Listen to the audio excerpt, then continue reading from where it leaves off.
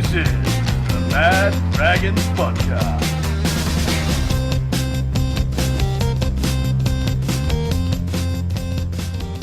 Well, g'day, ladies and gentlemen, and welcome to the Mad Dragons Podcast. We are back for something a little bit different. The Dragons with no game this weekend, but we are going to still put on a show. We're going to do a bit of an NRL preview. We're going to go through all the teams and say where we think that they're going to finish as a panel.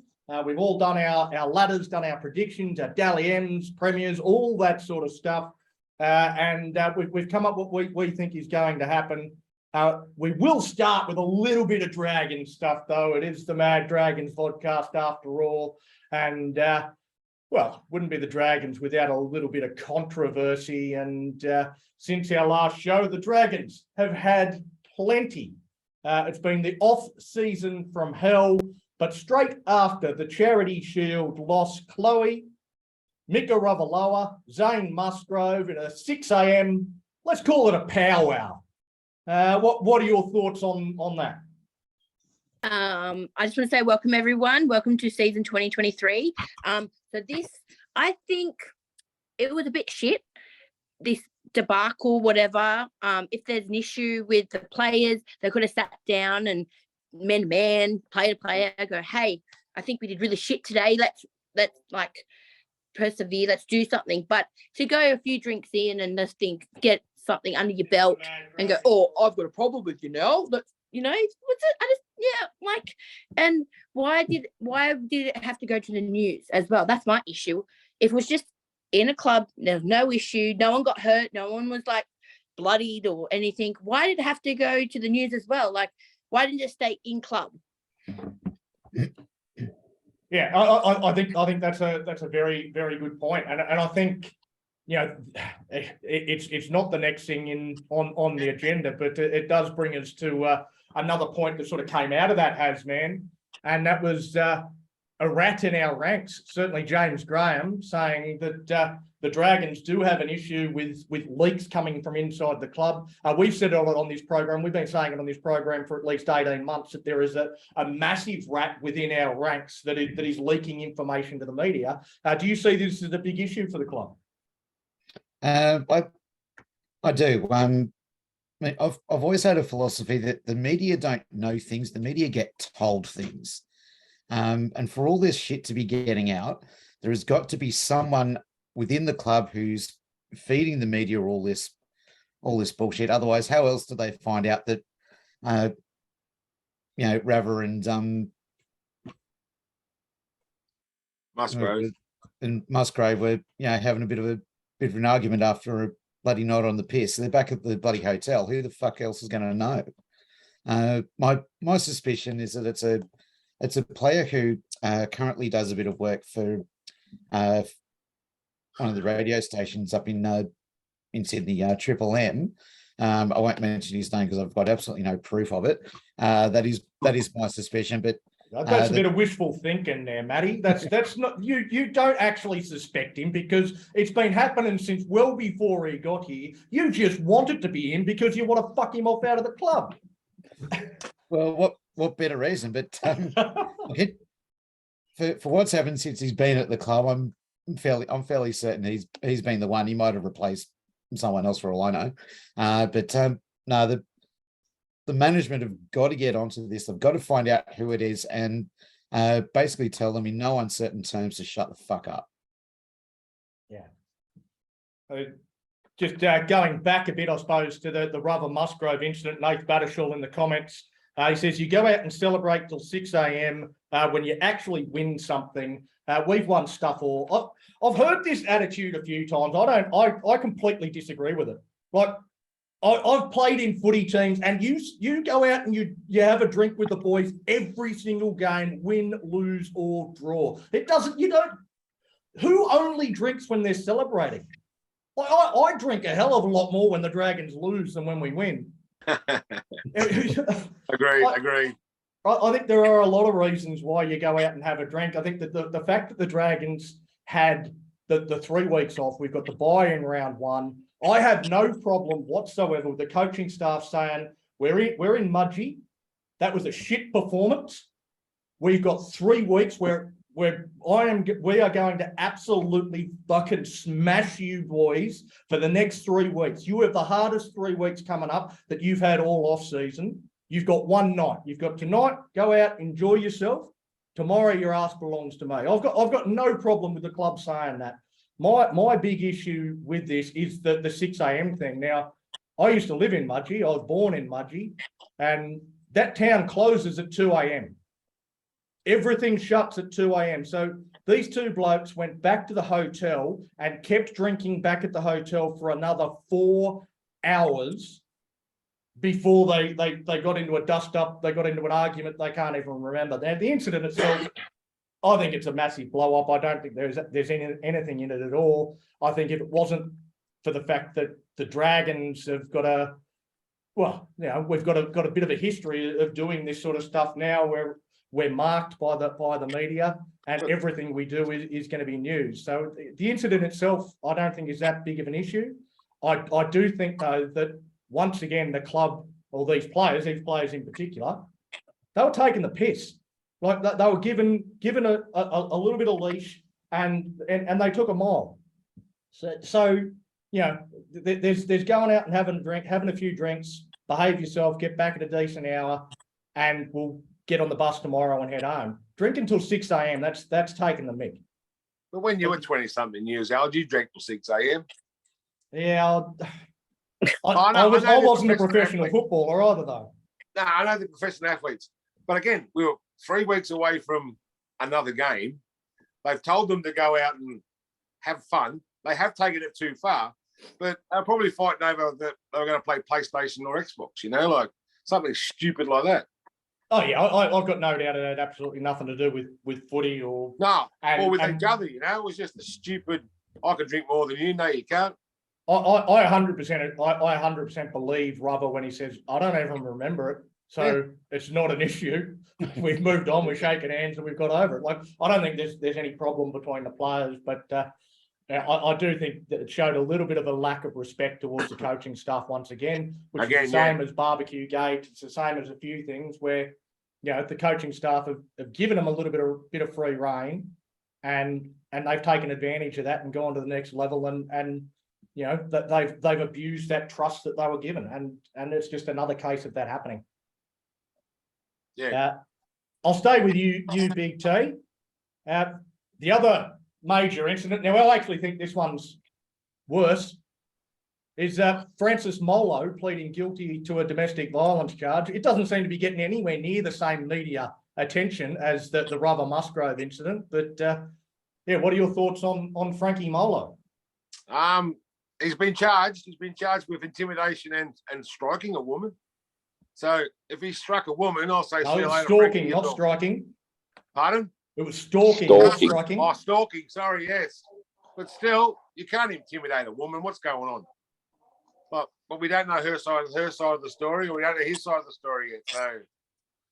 So, it's what was he doing? Was he a married man? Was he stalking another woman? I don't know what he was. Yeah, you're right. I think the details of this case are pretty scarce at the moment. The fact, he hasn't just been charged with this; he has been in court and pled guilty. So he has admitted to doing it. Yeah, that's right. Yeah. So there's 3 sides to a story. We're never going to know them. So a lot of people are wondering, might he be subject to the no-fault stand-down policy? And the answer is no, because the no-fault stand-down policy is no longer relevant because he has admitted fault. So the fact that he's pled guilty, the NRL now has the right to deregister his contract. The NRL now has the right to suspend him from 6, 12, 18 games, whatever they deem appropriate now. The NRL has the right to do that. The Dragons also right now have the right to sack Francis Molo, and that's what I think they should do. He has pleaded guilty. He has admitted to stalking and intimidation of a woman. The Dragons are a club with a massive, massive culture issue. It is time for them to take a stand, put their foot down and say, we are not going to put up with this shit any longer. Sorry, Frankie, out the door. Instead, what we get is a statement from the Dragons saying, we're providing all the support that we can for Francis Molo and his partner. What a load of shit. He is not the victim. He is the perpetrator. I agree. So I think we should be saying. He's also got a reputation of having killed someone years ago on a tackle, so he's got a bad reputation to start with. Yeah, I think that whether it was accidental is another thing, but still, he does have that reputation. Yeah. And mud sticks.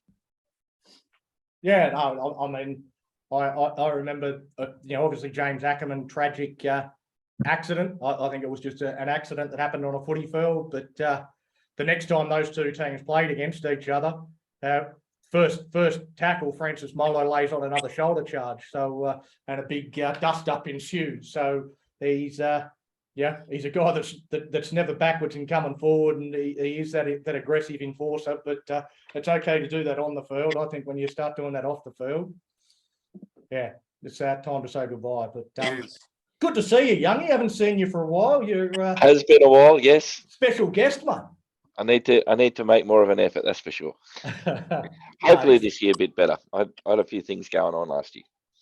That's all right, mate. Life always gets in the way of doing the fun things that we all like to do, don't it? Indeed. All right. Well, I might stay with you. You're a resident expert, really, up there in Queensland, and we've got a new signing from up around those sorts of parts, Gold Coast, but all the same, Paul Turner. What are your thoughts on the Dragons' new signing? He's a good signing. Yeah. You want Chloe? Are you going to me or are you going to Chloe? No, you, mate, Youngie. Yeah. From what I've seen in previous game, he looks like he's going to be a good signing for us. So, good pickup, I think. Yeah, no, I know a lot of Dragons fans perhaps not overly enamoured with the way that the Dragons recruiting has gone. Well, what's available too? I mean, he's also quite versatile. He could play 5'8", he can play in the halves. I mean, he can play fullback. So you can play him in a few different positions as well. So his versatility is another thing, and he's a good player. Yeah, and he's young. Just needed a shot. Sometimes you can take a guy like that and give him a shot, and they turn into something pretty good. Like the Dragons caught plenty of criticism for signing 30-plus-year-old blokes that have got a lot of experience and all that sort of stuff, and then they sign a 22-year-old and go, well, I've never heard of him. So they can't win. Doesn't matter what they do. They sign an old bloke that's got experience and that you've heard of them. It's like, oh, they're too old, and they go the other way. And well, how many Origin representatives are available at the moment? That's the question. Yeah, they've got to come onto the market and be available. I do somewhat understand the frustration when the Roosters are signing people like Spencer Leniu and all the other clubs seem to be picking up these big superstars, not for this season but next season, and we go out and sign Paul Turner, who to be fair, not too many people have heard of, but again, people saying like he came from the Gold Coast Titans, he couldn't get into their side, how good can he be? He's the same age as Jaden Sullivan. Jaden Sullivan has struggled to get a regular spot in our team. They played about the same amount of first-grade games. They've sort of come up through the same ranks, the same systems, and both very. Well, he's playing behind Brimson, who's an Origin representative. So, that's a hard squad to crack into. That doesn't mean to say he hasn't got any talent either. Yeah. Last year in the Queensland Cup, his last 3 games he played at fullback. He ran for 196 metres, 200 metres, and 175 metres. So. A lot of people thinking after seeing some highlights of him, 3 or 4 years ago when he played in the halves, I agree with you, Young. He's got a lot of versatility, and I think he covers 6 if we get an injury to Jaden Sullivan. He also covers 1 for Tyrell Sloan if he goes down. I think he gives us good protection in those positions, and we need it because we don't have a lot of depth there at the moment. Will he be ready for round 1 though? Well, he's ready. He's fit. He's available. He won't play. I don't think he'll play. I think he'll play reserve grade. He's got to learn our structures and everything too. So, yeah, I hope he doesn't play because, quite honestly, if he comes in and within a week and a half can be all up to speed with our structures and our systems and know what to do, then we haven't been doing enough. So, That's a fair comment too, I think. so I'm hoping that he has to start in reserve grade. But will he come in as a 14? Or will he come as a 6? Well, I don't know, mate. He'll do whatever he has to do, whatever he earns, whatever he gets the opportunity to do. He could do anything. I could see him coming in as a 14, but it's also hard to see Hook dropping Umbai. I think he'll have to wait for an injury or a drop in form from somebody else. I don't think he'll just get put in. I don't think he'll be in our best 17 without an injury or a change somewhere. Well, I can't see Umbai getting dropped for a loss of form because you kind of got to have form before you can drop it. So I don't think that's going to happen. I was almost wondering, just on the half situation, because Jaden Sullivan has been confirmed as the starting 5'8" for that game against the Titans in round 2. Now, has Mbai picked up an injury of some sort that we're not being told about? So I'm actually surprised that Hook, gone with Sullivan over his one of his poster boys in Mbai. Donnie, do you know if Mbai's? I don't know about injury, and I hate dealing with unsolicited rumours, but I did hear that Mbai was actually up in Newcastle with having a chat to some people up there. So maybe we're looking to move him on. Maybe that's my wishful thinking, mate. I don't know. Well, aren't we still paying his contract? So that'd have to be moved on as well, wouldn't it? We're paying part of the contract. We're paying the other half. I don't know, and it mate. finishes this year. I don't know, mate. Maybe Big T, if they published all the contracts, maybe then we'd be able to see who's paying what and what we're paying and what the Tigers are paying. Maybe we should be publishing all the NRL players' contracts. What do you reckon? I asked that question offline before when we were leading into the show. That's right. Three under the bus now. I'm asking the question: should their contracts be made public so the salary cap's more clear, more transparent? Well, the Roosters would hate that, so no, it won't happen. They won't allow that. No. Not going there. The sombrero. The third-party agreements. Yeah, well, they released the third-party agreement information last year. It was in the Daily Telegraph or one of those newspapers, and the Roosters had the least amount of third-party deals of anyone. That's there's no because brown Uncle paper Nick. bags in that, Donnie. Yeah. You don't count brown paper bags. Yeah, Uncle Nick's got it. And they're still not going to publish, creative even if they accounting. publish NRL contracts, they're still not going to publish what brown paper bags they get. Look. True. Maybe ask Murray a question. He can have a go. Our mother's just a watcher, I think, tonight. He's not a participant, but all right. Before we do get into the season review, one thing that I do want to discuss is the Mad Dragons podcast now does have a Patreon. There's a lot of places that a lot of podcasts use Patreon, so it's patreon.com, the Mad Dragons podcast. If you'd like to become basically a Mad Dragons podcast member, you get a stubby cooler and a hat and basically some early access to some additional content. There's 3 different tiers depending on how much you want to contribute. But yeah, if you want to get around it, go and look us up on Patreon and become a member. All right, we might move in. Team list Tuesday, no Dragon sides to be named, so it isn't really what floats my boat. So no reserve grade, no Jersey flag this week either. So basically, nothing Dragons to talk about. But Jesse, you were a little bit surprised that Anthony Milford wasn't named for the 17 for the Dolphins for round 1. Yeah, I've watched. I saw a bit of NRL 360 last night, and I can see why now that Bennett's left him out. Yeah, he looks totally unfit. He's in his training. He's had that problem for many years. He hasn't played pretty decent football since he took Brisbane to the grand final in 2015.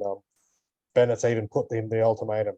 He can he can try and crack, try and push hard and work hard and get back in the team, or he can coast and go on cruising through his football. At the moment, if he's going to cruise through his football and just hopefully your spot comes back to him, it's not going to happen.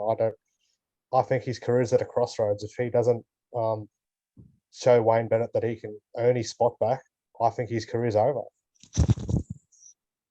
Yeah, that Isaiah Katoa, the young bloke that's in the position in front of him, he's an awesome player. He's my one to watch for the year. And like he kept the Monet out of the Tongan side. So he's a good player. He's a great player. He's going to be a superstar.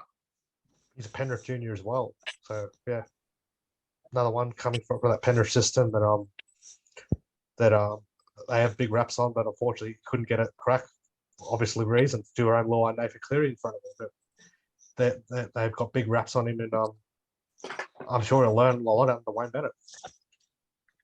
Yeah, no, you weren't the only one to mention Isaiah Katoa as the young player to watch. I think Hasman and also Youngie both mentioned young Katoa as the player to watch, and you're right, he is the bloke that's kept Milford out of the side, and yeah, I think he's obviously got a big future. He's got huge raps on him. Everyone's got huge raps on him, and you know, hopefully he goes really well.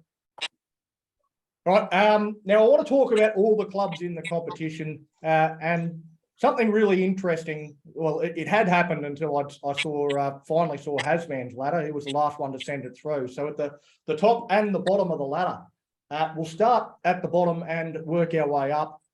Based on the 6 panelist votes, the team that we on average agree is the worst is the Newcastle Knights. But not one person has the Knights getting the wooden spoon. Myself, Youngie, and Big T all had them 16th. Hasman, I think you might have had them 16th as well. But I'll go to you, Chloe. You had the Knights a bit higher in 13th. So you're the one most likely to disagree with the panel decision of the wooden spoon for the Knights. Tell us why you think Newcastle will avoid the spoon. Okay.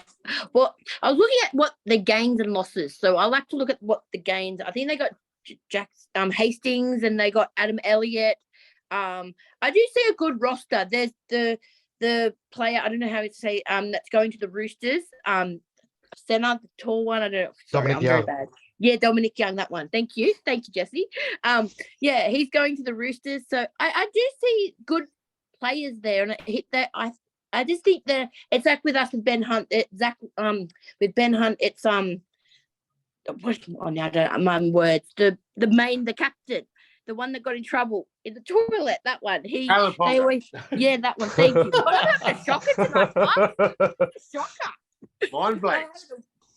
So thank you guys. Thanks for the help. Yeah, but you know, with him in there, I think they'll go well. But you know, I think it'll be all right. 13th, yeah. I was so unsure. I was like, I had to change it. I changed it like 4 times by the time I realized and then I had to count. I was like, God, there's an extra one. I was like, which one? So yeah, there's me. Sorry, everyone. I'm having a whoops today. Sorry, everyone.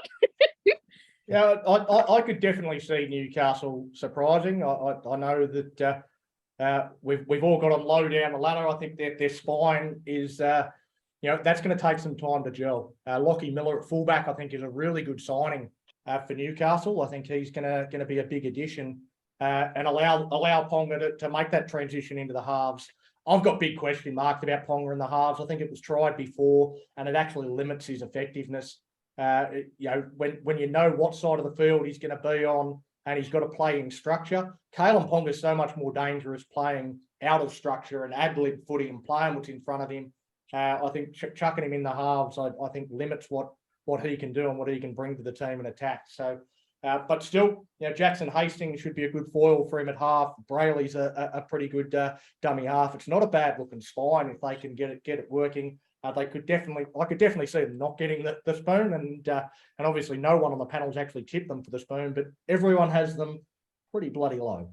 So that's the Newcastle Knights. We'll move on now to the team in 16th, but not last. a team that some do have getting the spoon is the Gold Coast Titans. Both myself and Big T have the Titans in dead last at the end of 27 rounds.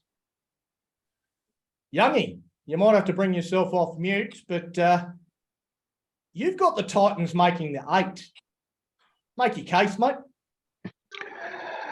Well, I think the Titans have been sort of thereabouts for a couple of years. So, yeah, I think they're going to make the 8. I can't see them finishing last. The year before last, they had a pretty good semi-final series.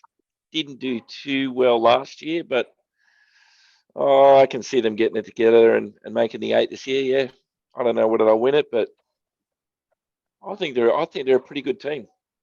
You've got them as a middle of the road sort of team. Yeah. Most people have got them sort of down somewhere near the bottom. I mean, are you expecting big things from David Fafita? I mean, AJ Brimson. Who is it that you think is going to make the Brimson's difference? a good for the player. Titans? I rate AJ Brimson. He's a good half. Yeah. I think he's a good player. Yeah. Yeah, I don't know. I think they've got. Guess we'll see. They do have a very decent looking forward pack. I think their back line is ugly to look at. I don't know that there's a great deal there for them in Boren's a handy the buy. outside backs. What's that, Jesse? Boren's a handy buy for him. He gives them some experience in the halves, but yeah. He's Yeah, done nothing he's- for years. though. They played well on the He's trial made- against Redcliffe. Yeah, I thought so. Yeah. I think they probably could have They tried played to get Steelers trial, Girls but- against the Dolphins, mate, and they would have won. So yeah, I don't know whether I'd take too much out of the Dolphins trial. Yeah, I don't know. I think don't see too much for the Titans. They definitely do have some big players. Fasua Malawi and Fafita. Bo Fermor, I think, is a very good edge forward as well. So their forward pack is quite strong. I just think there's a lot of weaknesses, and they tend to leak far too many points to be a top 8 side for me. I do rate Holbrook as a coach, though. I know he's copped a lot of flack, but he's got a good history of winning, a winning culture as well. If you look at a lot of the other clubs that he's coached at, so can't see why he's under the pump. Yeah. All right, moving up to 15th, we've got the new kids on the block, and surprisingly, until about 20 minutes ago, nobody had the Dolphins with the spoon. Hasman, you changed that for me, so I've had to rewrite the agenda. You do have the Dolphins getting the spoon. You don't think that they're going to do too well this season? Yeah, I don't think so. I think it's going to take a while for their combinations to sort of come good. I don't think too many of their players have played with each other, too much, if at all. First year teams historically tend not to do particularly well. Melbourne being the obvious exception because they bought their first premiership. New team, even with an old head like Wayne Bennett at the helm, I can't see him doing much in probably the first couple of years. Year 3, they might fight for the 8 possibly, but they're too new. The babies don't win. Yeah, I could definitely see them struggling. I think there were some ordinary signs in the trials. They didn't look like they knew what they were doing. So I definitely think that there's some concerns over the Dolphins. I don't know. I think like most people, I think the Wayne Bennett factor might just be enough to help them avoid the spoon. He's a great coach. He's a wily old veteran and seems to find a way of getting the best out of his players. So I think, again, I don't think there's much there, but I think Bennett will do enough to keep them away from last. But I can certainly see some justification for putting them at the bottom, and I think they're the favourites for the spoon with Sportsbet. Okay, so the team that we actually had the most disagreement about, anyone want to hazard a guess? Chloe, do you want to hazard a guess as to which club we had the most disagreement about? The Bulldogs. The Eels? That's definitely some decent suggestions there, but it was the New Zealand Warriors. Oh, yeah. Oh. So Chloe, yes. you had the Warriors getting the spoon. Jesse, you also had the Warriors getting the spoon, and Big T had them finishing as high as 7th, and they're his dark horse. So I might start with you, Jesse. Why do you think the Warriors are going to finish dead last this year? Yeah, I don't. They've been struggling for a long time. I know they've got a new coach, got some handy buys, but they've been struggling for years. Obviously, they've been first late last year. They got home after 3 long years in Australia due to COVID, but they just last year they said it was their worst defensive record ever. I mean, and I think Sean Johnson's played 1 year too late. I think his form's gone out the window. I don't see it anywhere where they can push for the 8.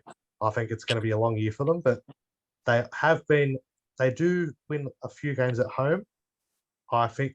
But yeah, when they come to Australia, they seem to struggle, and yeah, I don't see them. I don't see where they improve this year. Yeah, that's why I think they'll come last year. Yeah.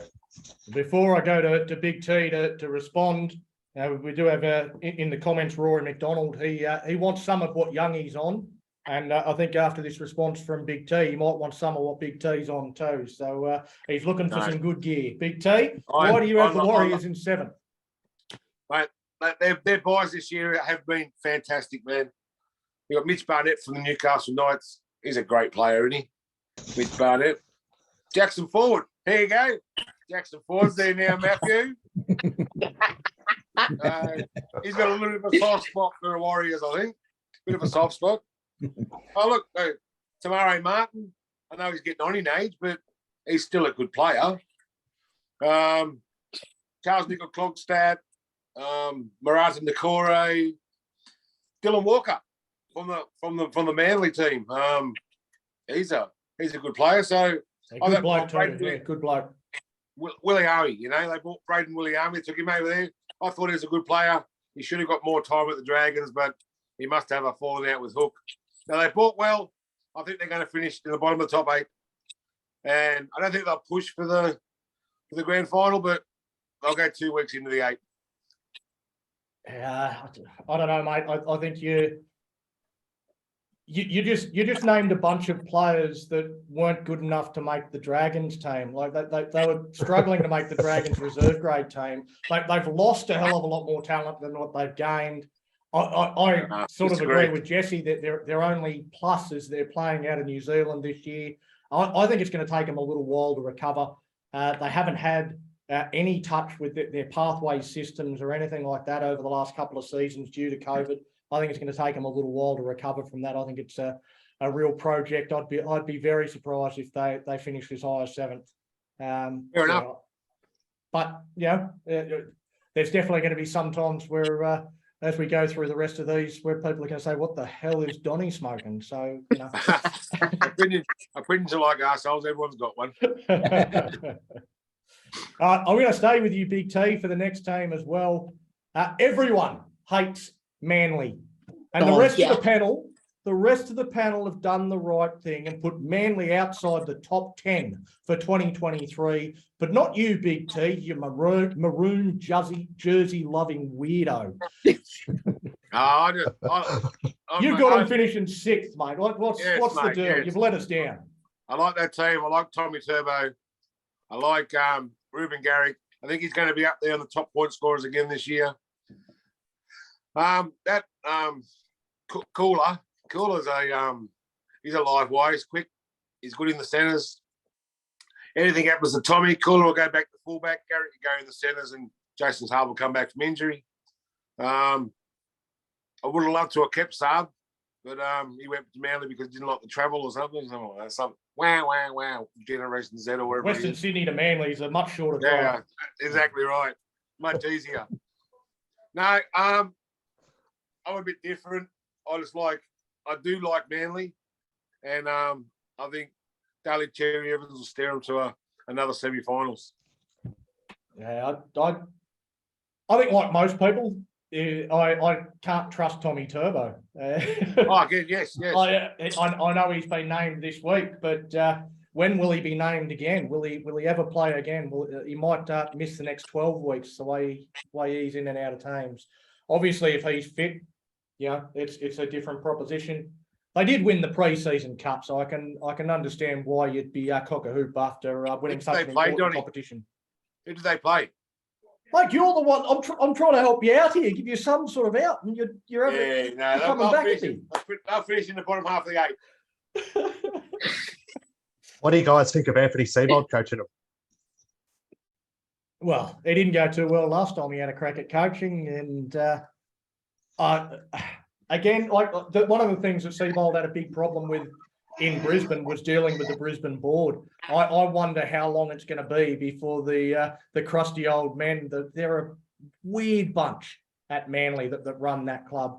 How long is it going to be before Seibold starts locking horns with them, and how long does he survive after that? Like I think they're a strange mob to try and deal with. They don't like people who are from outside their own club, which is why Des Hasler has gone so well there. But when you have people from outside Manly that come in and try and coach Manly, they don't tend to last too long. He's had a good start. You'll have a honeymoon period.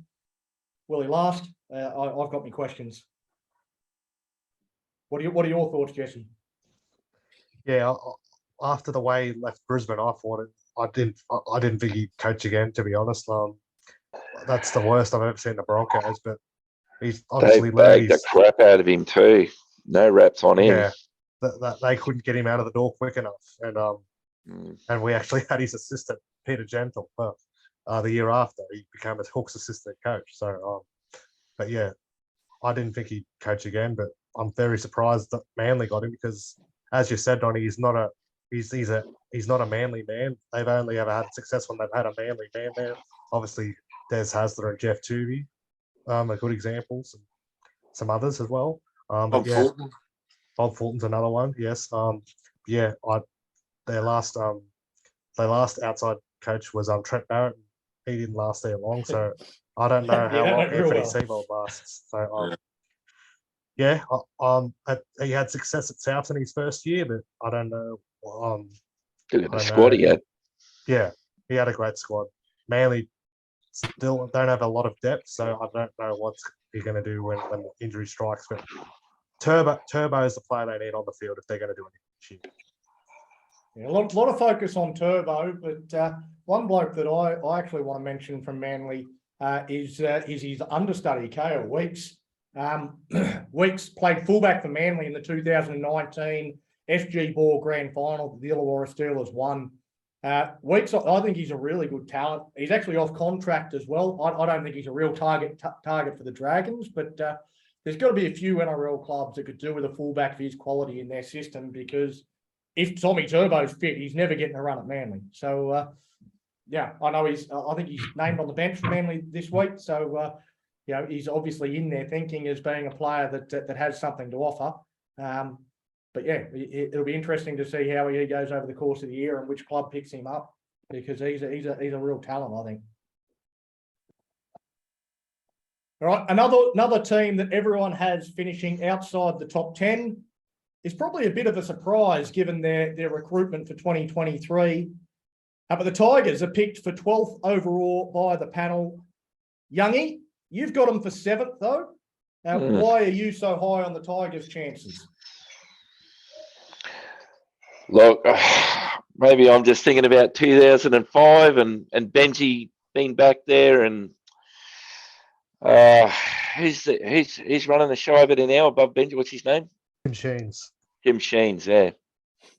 Seems to have them playing well together in the trials. I like what I saw on the trials. I mean, you really can't go on trial form, but I think I like what I saw, and I just feel like there might be bouncing back into the 8 this year. Maybe I could be wrong. Yeah, I think the Tigers are really hard to place. I think it's always hard to work out what a team that's just won the wooden spoon is going to do when they bring in so many new recruits. Like how is it going to gel? It's not just the new recruits. They've got a brand new coaching structure. They've got Tim Sheens And apparently Tim Sheens and Benji Marshall are already locking horns and having different philosophies.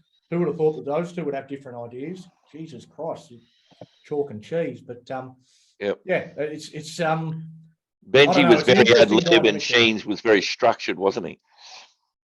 Yeah, Sheens definitely does have a bit of structure. Benji will play off the cuff footy, and Sheens doesn't mind throwing the ball around. I mean, he was the coach when they won the comp. You talk about the 2005 team, and the Tigers were exciting to watch back then, and he was the one in charge of that. So I don't know. Maybe it can work. Maybe it won't. I definitely think that they'll score some points.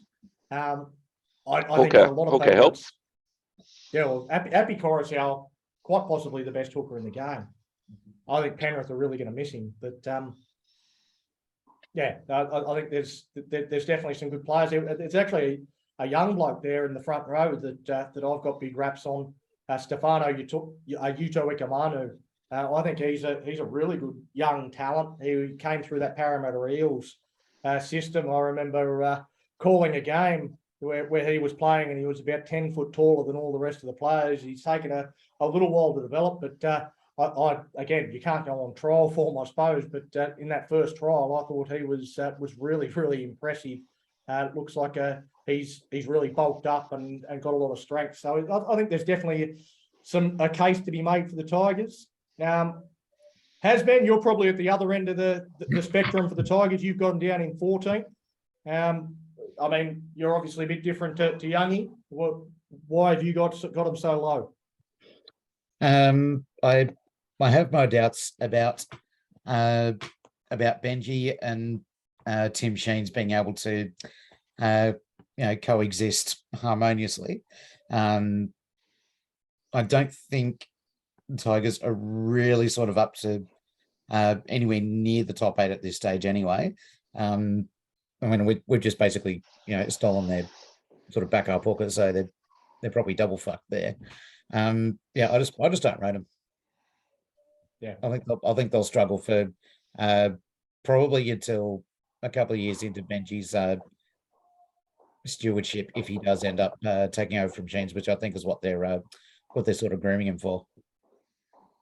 Yeah, I sort of think a little bit towards the Bulldogs of last year. They bought really well, but they probably need another off season of a similar buying spree before you're actually going to take them seriously. I think they might be a year off the Tigers, but who knows? They might click all in one go and might really surge up the ladder and finish where Youngie's got them.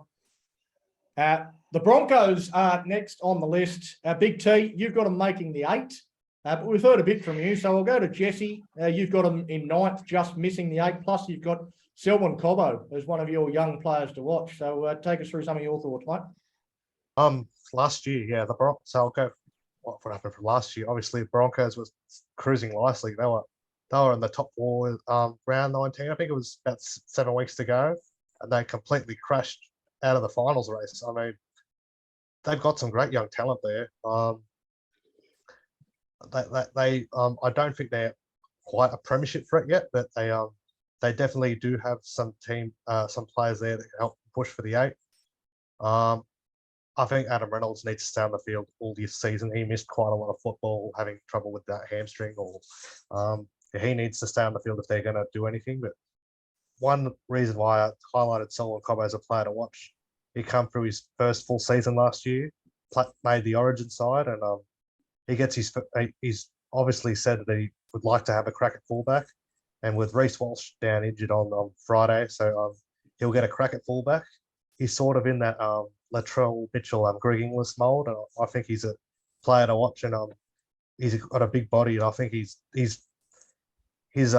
got that physique to go well at fullback. And I think he'll go to bigger and better things this year. I'm excited to see how he goes at fullback, and yeah, I think he's in for a big year again. And actually, I had him in my World Cup squad, to be honest, at the end of last year. I thought he was one of the best wingers in the comp by the end of last year. And yeah, if they can keep Reynolds and have a good run with injuries, they'll have a good year. Herbie Farnworth as well, I rate him. Obviously, he signed with the Dolphins yesterday, so that's a big loss for Brisbane. But he was another one that played in the World Cup for England last year. I think he showed he wanted to have a crack at fullback too. But if they can, Kevin Walters is also another one under pressure. If he can get Well, them he's right not under going, pressure. He's just re-signed, mate. No Yeah. pressure at all on Kevy. I can't put my finger on that one why they signed him on again. But I've Yeah, heard the it's He's second the a Broncos good bloke, but a terrible coach, according to Cobbo. Yeah. And the second he re-signed, about 5 players signed elsewhere. yeah. But There you go. I don't know. Says a lot to me. Anyway, if they can learn off what they did last year and learn what they did wrong in the last 7 rounds last year, they will be in and around the 8.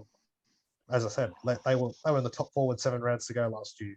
So the nucleus is there. They just got to learn of what they did, and they can definitely push for the 8. No, I've got him in the 8, Jess. I think they've got a great side. Selwyn Cobbo, he's fantastic. But Don't call your coach a grub or something, he said. Didn't he call his coach something? He said and then he doesn't think he can apologised. coach. He said it was one of A those good throwaway bloke, but a lines. terrible coach. Yeah. Oh, young Mike. Yeah. Young and dumb, that's what they called him. Oh. No, it's young and honest, mate. I mean, Walters is not a coach, and I think he was being honest in his answer. He was being genuine in his answer. The Broncos are clearly coached by the assistant coaches. Kevy Walters isn't a coach. As far as Cobbo is concerned, he's not the bloke that coaches him. So, yeah. He just tells him to go out and play. He probably tells them but to fire up and, gets them out there on game day and sits there and does the press conference. As far as that's probably all Cobbo sees him do. On the way out. Tyson Gamble said last year when he was still at the Broncos, he said Adam Reynolds told him what to do, not Kevin Walters. Yeah, Adam Reynolds is the coach. Another one I missed too, Carrigan. He's a player. Yes. I rate Pat Carrigan, a good player. Yep. Yeah, he's a future captain Really of that good look. team. The He's way he already played the in captain, Origin, isn't he? Who's the captain at the moment? Reynolds. Oh, yeah. Yeah, no. But he has been captain. Well, Carrigan is the captain because Reynolds is always injured. He's 106 years old and only plays about 2 games a year. Yeah. But anyway, yeah. The year he had last year playing, he handled Origin well. Went away for the World Cup for Australia, and he speaks like a leader. And he had a breakout season last year. Yeah. Great. Yeah. Well, sticking with the Broncos for just a little bit, because I can really get around anyone that hates the Broncos. And Youngie, you've No taken it to one the next hates level. the Broncos more than me. You've got them for the wooden spoon, mate. Yeah. So is that Could be pure wishful hatred thinking. or? Yeah, it could be a bit of emotion there, but I'd love to see them get another spoon. Just fall on their ass towards the end of the season like they did and fade away. That'd be good. Everyone that knows me knows I hate them. Yeah, no, absolutely. And I love that you hate them. That's one of my favourite things about you. Is there a reason? Is there like a story? Is it like something you like where Well- you live, like the Well, suburb? I live in Melbourne, and the reason I Oh, now live in Melbourne is because I'm originally from Brisbane. It's hate them that much? it's the best thing that ever happened to Brisbane was the South Queensland Crushers years ago, Oh yes. and they did a dirty deal with the NRL to get rid of them. Yep. And now Redcliffe's back, so it's a good thing for Brisbane to have a second team because, like, it's just you eat, live, and breathe Broncos. It's everywhere you go. It's in the paper, and that's all you get. It's like eating a Big Mac every day of your life for 30 years. Sooner or later, you want a Whopper. Yep, of course. They did say yesterday on If you climb that way, Des. Oh, They haven't had that much competition in a long time, like a second team just No. up the road. yeah, it really does need it. Brisbane has always been able to field a second team. It's Well, a they good thing for Brisbane. Friday night games as well. That's why I hate them. They get every Yeah. Friday night game. You know, it's Yeah. unfair.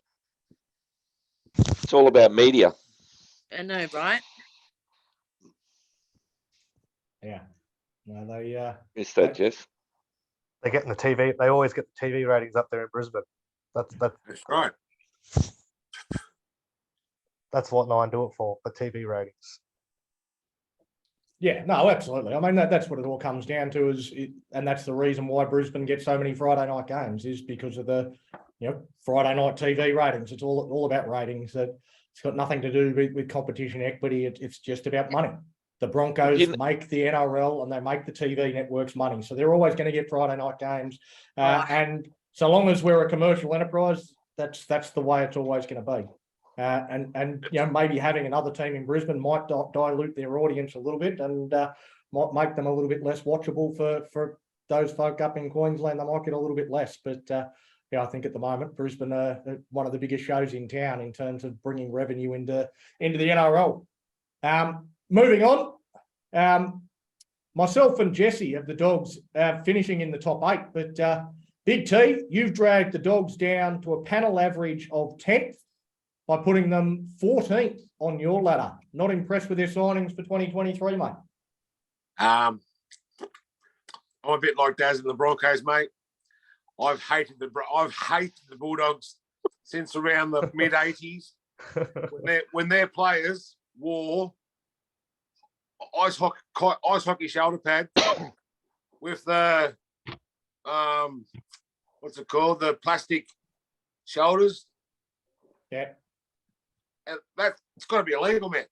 They think they're bigger than the game. If Daz hates the Bulldogs as much as I hate Daz hates the Broncos as much as I hate the Bulldogs. I say we got a rivalry with the Sharks, but I don't know. I reckon Dragon supporters and Canterbury supporters. I find it hard to find a bigger rivalry than that. I've been to that many Canterbury. I'm married to a Canterbury supporter, so I'm quite sharing that rivalry. And game day, I'd get divorced, Benny. Donny. I couldn't do it. Mate, I've been to Dragons game where there's been more blood in the crowd than there has been on the field. They don't like losing doggy supporters. Win Stadium. One time, I took my little kids to the football, and it just started over the fence. They were fighting. There was blood everywhere. There was beer being thrown. There was people being thrown. I have to shield my kids. No, hate the Bulldogs. I'm sorry. Fair enough, too. Fair enough, mate. Yeah. No, I mean that's not good for the game. I mean, I know there definitely was a period where the Dogs, no one wanted to go to a Bulldogs game because there was always that violence. I don't know if it's still the same with Bulldogs games now, but I certainly don't see as much attention put on it nowadays. But yeah, certainly back in the day, it was not good for the game. No families wanted to go. I still know people that refused to take their kids to Bulldogs games because of that sort of crap. And hopefully they've gone some way. But they're all your mates too. Like everyone I know is a Bulldogs fan. So how do you escape that? Good to see Josh Reynolds back there, though. They love him there. Yeah, bit of a cult hero. He's a St. George Dragons junior, Josh Reynolds, but the St. George Dragons in Belmore. And he's scrub in the industry, the biggest scrub. Which I do like him, but he's all right. Yeah, I've had a bad experience with doggy supporters too. Back when we were under Wayne Bennett, and we absolutely flogged them at the cricket ground. I don't know if you remember that. Yes. When Darius Boyd ran the length of the field. That one, yeah. Yeah. What a day. Yeah, I remember that. I was at that game. And yeah, on the way home, we hopped on a train home, and the truck. Guess what? The carriage was full of doggy supporters, upset doggy supporters. They were riding everywhere. Yeah. Pardon? What was that? Go on. What'd you? Yeah. All Habibs, yeah. So what happened was they were creating riots. They were stopping the train doors from shutting. They would even chuck bottles on the carriages. And, the water bottles. They nearly got taken off the train. Like that. You know who's the worst supporters that I would never go to, and I live in Cronulla, are the Sharks. when it's our game day, oh my gosh, I've been told so many times to go home, or they throw stuff, and I'm sitting there going, I'm like, what game am I at? I'm actually so scared. There's like this whole, like a few times there's been like prams that are trying to get through when they are throwing beer bottles, and Yeah. I'm like, God, I feel really scared. Even trying to get on a bus or a train home, and I'm like, yep, just head down. I'm running home. I'm like, get out of here. They're nuts in the Shire. Nuts. Yeah. Well, they are called the Cronulla scum. Noah. There's like- nothing wrong with a little bit of friendly banter, but yeah, as soon as you start having to get physical, I think you've gone past what sport's supposed to be about. It's supposed to be That's it's right. supposed to be fun for everyone, and yeah, I think having a little bit of a crack at each other over the team that we support is one thing, but yeah, whenever it gets to physical violence, it's that's way too Does far. go too far. You got to be able to go out and Yeah, just agreed. have a jibe at the opposition, but You don't Yeah. you don't throw have to things at get into people. fights. It's just stupid. Yeah. That's One more not thing what it's on the Bulldogs, Chloe, is your player to watch, Paul Alamotti. What is it you've seen that you think others should be aware of for this season? Okay, so I did my homework. So I was looking at who I thought would be great. So I've got my agenda now. Thank you, Dottie. So this Paul, he's 19 years old. He's been in the New South Wales Cup in 2022, and he was in SG Ball. Since he's only had 15 games, but he's had 4 try assists in 15 games. And he's a centre, but he's opposition centre with power and speed. So there's a lot of, like, I've heard like Willie Mason saying he's got good speed. He's really looking forward for him to be in the top, like in the NRL, and he is a junior as well. So yeah, there's a lot of positivity towards it. So I hopefully see him play for the Bulldogs very soon. Yeah, it was certainly a lot of talk over the off season about the Bulldogs being bought, not bred. It's a great little job to run into Bulldogs fans. It sends them absolutely wild. But Paul Alamonte is one of those that has come through their junior systems. Is a player that's bred into the Canterbury system. So yeah, it is nice to see that they do actually have some juniors and don't have to go out and buy everybody. But Makes they his kill debut everyone this they week. recruit anyway. It's what they call the Canterbury career killers. Well, Matt Burton wasn't. Matt Burton and Addo Carr were great buys for him last year. Yeah, well, you Yeah, actually but they've changed been your up for centre Dally league. M pick, Jesse. You originally had Matt Burton as your pick for the Dally M. You have since changed it, but you obviously got a very high opinion of Matt Burton. I do, yes. He's towering bombs as one of his main asset, but the fact that he can play, he became probably the best centre in the game when he won a comp with Penrith a couple of years ago, and now he's probably one of the game's best 5'8s. He's shown his utility. He can play as well as 5'8 as well as he can play in the centres. And that's what got picked in New South Wales last year, and then gone up picked for Australia. He's now one of the captains of the club, and I think he's only going to go better. They can build a team around him for a long time, and I think they can. If they are to make the top 8 this year, he's going to be the key, because he again, as I said, Reynolds needs to stay on the field for Brisbane. Burton needs to stay on the field and play, build off what he did last year and get better with the Dogs. But yeah, to have Reid Marnie there at dummy half too to give him some good service, I think that'll only benefit them. And Nath Battershaw says the only good thing about Burton is that he's from his hometown of Dubbo. That's Dubbo. What do you the guys best, think the of best Matt thing Burton? about Burto? I don't think he plays Origin if injuries didn't happen last year. Like if Latrell plays, if Turbo plays, if Whiten's there, where does he play? Jerome Luai, does he even get selected? Yeah, well, I mean, that's a big what if, and probably not. But the fact is that he did, and when he did get picked, he certainly played a role. And He was all right, yeah.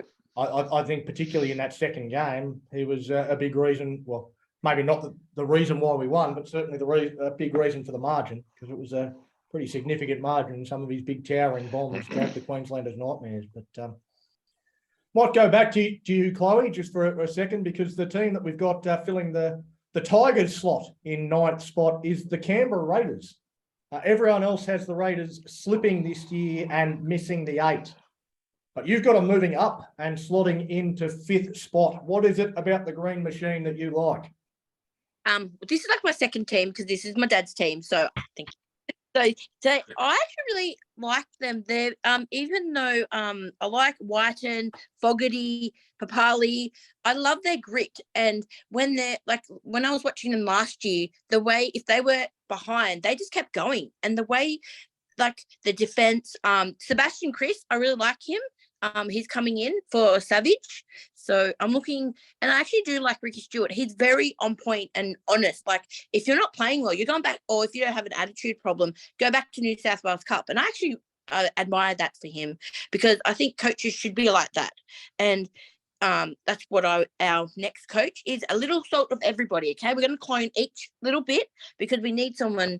So yeah, I actually think they're going to go well. I think I wanted to change it up, but yeah, I'm actually really looking forward to seeing the Raiders this year. So they've got lots of speed. The spine is like amazing. Am I the only one that thinks Clockstad's a loss? A big Nickel loss. Clockstad? Yeah, it is a big. loss. I rate him as a player. He was really he was good. I forgot about him. He went to the Warriors. I didn't even realize. Yeah. They've obviously put a lot of time in Xavier Savage, but yeah, he's out for the first 2 months. Yeah, He is. so- yeah, but yeah. Yeah, and I think that's the big thing for the Raiders for me is that they sort of just snuck into the top 8 last year. They've lost a few players and they've bought They've lost Hodgson. they've bought no one. So Danny Levi's their best buy. Yeah. Danny Levi. He hasn't played for a I while. don't see how they improve. I can only see them going backwards on No. what they did last year. But, Yes. all right, time to break up the show before we move into the panel's top 8 teams. We do have a new segment. We don't have a theme song or anything like that for it just yet. We might have to get the theme music for that old TV show. You remember Jag, the TV show? Oh, So yes. this is we'll have to track that down, do something with it. We'll have a bit of a play Will we get around. copyrighted? But this is Jesse's new segment. It's Jags Dragons Trivia. Take it away, Jesse. Okay, so yes, welcome to the new segment called Jags Dragons Trivia. So Jesse just found out that's what we're calling it. yeah. So with round 1 kicking off tomorrow night, I've decided to go with a round 1 theme, and it's obviously Dragons related. So I'm calling tonight's question the round 1 rewind. So the question is tonight: who scored the first try for the Dragons in last year's season opener against the Warriors on the Sunshine Coast? Oh yeah, we'll Chloe. see if the Shit. comments Did we line get up. multiple choice? We won't ask it of the panel. I'm sure there's plenty on the panel that would know the answer to the question. So we won't throw it open to the panel. We see if there's anybody in the comments that might know the answer. At least my Who buzzer scored- worked. Who scored the Dragons' first try in 2022? So yeah, anyone? We've got Bradley Hughes. He says, was it Cody Ramsey? Nope. That is incorrect. He likes a good black back slam, this bloke. All right, well, there we go. Brendan Daly, I think, might be closer to the mark. He says, Rava? Question mark. We have a winner. Yep. Yes. Michaeli Ravalawa. Yes, that's correct. He scored the first try and it went on to score a hat-trick in that 12-point win over the Warriors on the Sunshine Coast. Yeah, and didn't score again for about another 10 weeks after scoring a hat-trick in round 1. And we'll have another question next week. Yeah, absolutely. Right. Oh, that's Jags Dragon Trivia. And Brendan Daly was the man in the chat that got the question right. So we'll be back next week to Is have there a another. prize for that? There's no prize. Send him a donut or something. Oh, I don't know. mate, I tell you what, I'm losing money hand over fist. I'm dropping shit left, right, and centre for trying to cover some costs with Patreon. So everyone's having a crack at me for that, and I'm freaking losing $1,000 a year putting this show on. So a little bit of support wouldn't go astray, but at the moment it's obviously a pretty amateur show. Maybe one day will be good enough for you to give us a couple of bucks a week, but who knows? All right, we move into the top 8. The next team tipped by the panel to sneak into the top 8. But there's a huge disparity between our panelists for this team. We have one person saying they'll just make the 8, 2 saying they'll just miss the 8, and another suggesting that the mighty St. George Illawarra Dragons will finish 15th. Jesse! 15th? Yes. Admittedly not as Unfortunately. bad as some are predicting, but 15th. Just You have because no you're sense a of fan. faith. I'm just coming to reality. I mean, that I've been watching most of the reviews from previews, sorry, for the season, and no one sees where we can do anything in this competition this year. I mean, outside of Ben Hunt, what have really what have we got to offer? I mean, how does he top last year? He didn't win the Dally M, but arguably had his best season. We haven't been active in the player market. Probably our worst recruitment for a long time. And yeah, I don't see where we go better. Hopefully I'm wrong. And as I said, Anthony he's going to have the knives out for him every week until there's something happens. And obviously the off-season drama doesn't help. Cooper Cronk's highlighted our middle defense is absolutely diabolical, and if we don't fix that, we're going to have a long season. But what I think Cook's got to do is let the guys play their own game. Stop these structures. Let them play eyes up footy, because that's when they started playing some good football in that second half of the Charity Shield, when they let Sloan and Bud run free and play eyes up footy, because these structures that they've been trying it for years and that hasn't worked. You got to try and play eyes up footy and keep the ball alive. That's the way you got to play in these modern days. Yeah, I think there's definitely some issues with our middle defence, as was highlighted in the trial game against the South Sydney Rabbitohs. But I think most of the perpetrators of the defensive mistakes through the middle won't be there for the round 2 game. They're not in our best 17. I think our middle defence gets strengthened up straight away. 2 of the blokes that are going to be defending in the middle didn't play in the Charity Shield. Jack Bird and Jack DeBellum will both come in, and that'll tighten up that middle defence, I think, straight away. I think that'll make a big difference. On the opposite end of the spectrum, I asked you all for your dark horse, and for me, the one team that I think is going to do much better than everyone expects, it's the Dragons. I've tipped us for 5th. I think we'll be in the top 4 through the opening couple of months of the season. We've got a tough period just after Magic Round that I expect to set us back a little bit, but I think we'll be within touching distance of the top 4 for most of the season, and I genuinely think we're going to surprise a lot of people. I think we've got one of the best backlines. I think our forward pack is underrated. We've certainly got to play a different way.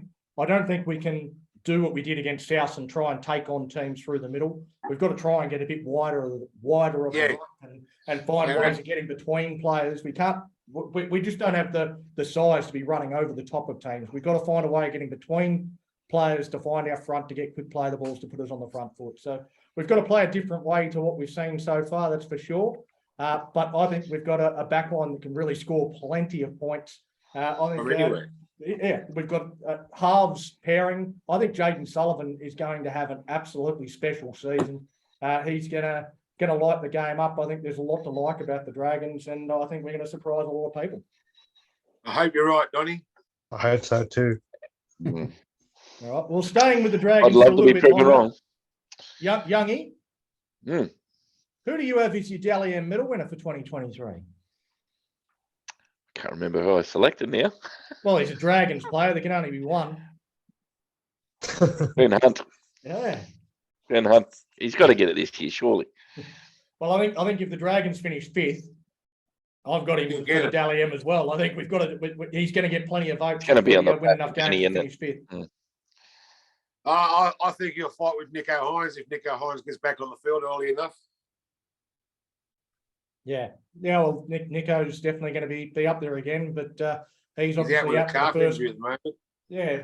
How long is he out for? Well, I don't know. That he's out for this week, and then they'll see he might be back next week, but they're not going to take any chances, so he might miss next week as well. But it's only going to be 1 or 2 weeks. So he might start behind the 8 ball. Yeah. But overall, the panel does have the Dragons finishing in 8th. Moving up to 7th, we've got the Melbourne Storm.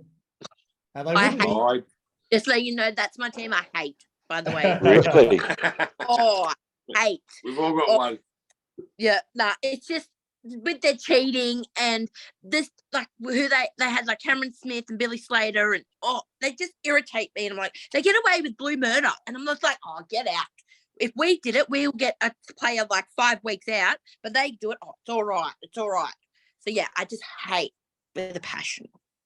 Yeah. Sorry about that. That was my rant. You've still got them a little higher than 7th. You've got them in 6th, but they certainly wouldn't be used to finishing that low on the ladder. Hasman, you've got them a bit higher though. I think you've got them finishing 5th. You still think the Storm with plenty to offer this year? Yeah, I think it'll be same old for from Melbourne. They've got one of the best coaches in the business in Craig Bellamy. For how much longer we don't know. I think there's rumours that he's looking to sort of call it quits sometime in the next couple of years. But the structures that they've got in place, they've always been very consistent. Like I honestly can't see any of that sort of changing. Certainly while Bellamy's there. Yeah, They're so well coached though. Like, I know people hate the Storm, but how could you not admire that system, the way they're coached? Yeah, I like it. I respect the coach. Like, it's just, I do. But yeah, everything else. Oh, don't he? As soon as he was outside that Melbourne Storm system coaching New South Wales, he showed he was no bloody good. He was coaching against arguably the best Queensland side to ever play. Well, he was coaching against players that he should have known all their weaknesses. They were all Melbourne Storm players. If he wasn't able to exploit that for New South Wales, then what's he doing? What's he doing taking the job in the first place? But I thought it was a great thing that he would have known the ins and outs of most of those Storm players and how to beat them. But I didn't think he did much of a job when he went in there. I just like it how he clones players. How he clones players. You can take a player out of reserve grade in the Melbourne side, bring him into first grade, and Yes, just slot straight in. It doesn't took matter the who words the out of my player is. mouth, Tony. No. I'm the opposite. I think and this is probably where Rory McDonald gets on and what I'm smoking, having the Dragons in 5th. And I've also got the Melbourne Storm missing the 8 and finishing 10th. For me, they've just lost too much. I think they've lost. It's fine though. Like they've lost a lot of power. 7.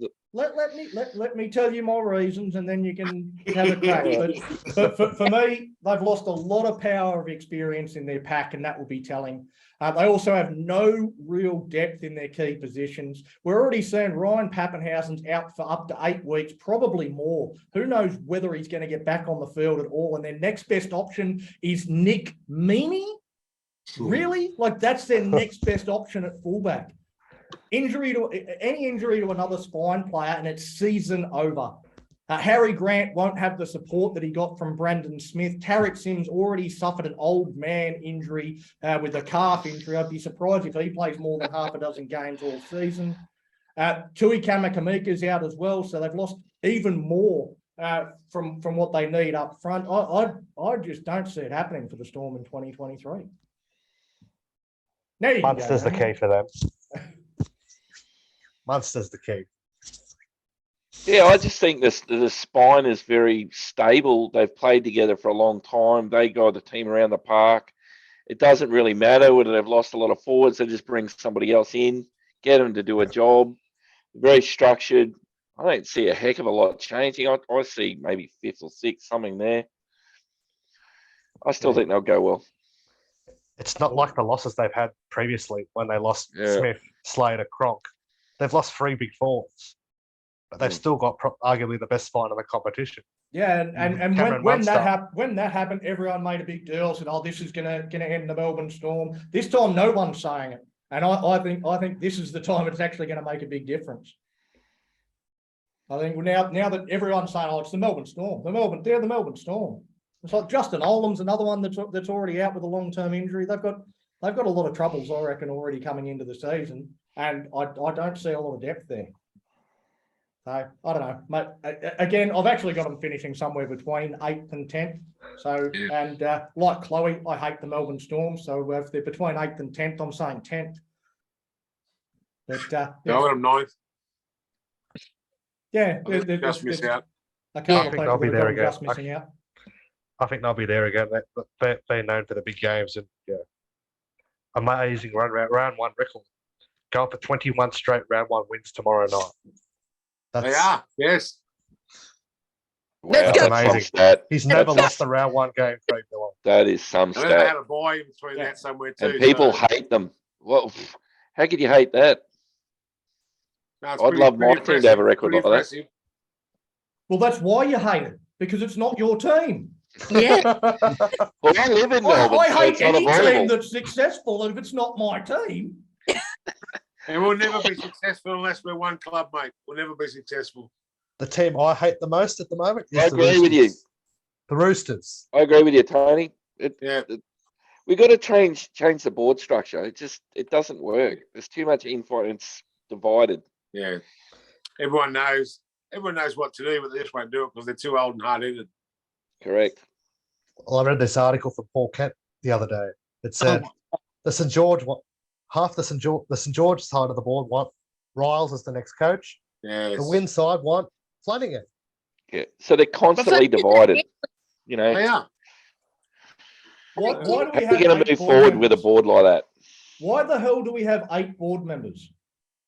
Like, I what's know. the point? Let's just have 2.